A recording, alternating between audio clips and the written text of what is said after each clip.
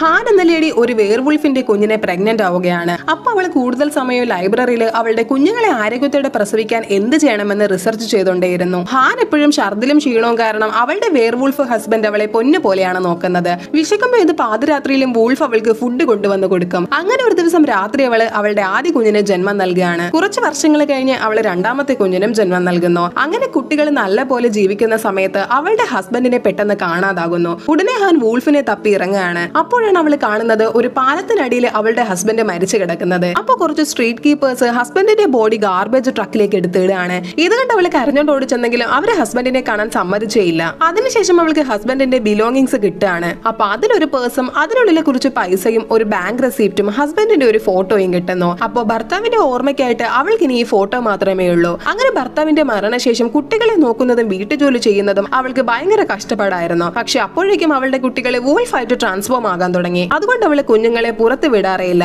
പക്ഷെ അവളുടെ മൂത്ത മകൾ വികൃതി ആയതുകൊണ്ട് അവൾക്ക് എന്നും തലവേദനയാണ്. കൂടാതെ വൂൾഫ് ആയതുകൊണ്ട് തന്നെ അവർക്ക് മനുഷ്യർ കഴിക്കുന്ന ഫുഡൊന്നും കഴിക്കാനേ പറ്റില്ല. എന്ത് കൊടുത്താലും വൊമിറ്റ് ചെയ്യും.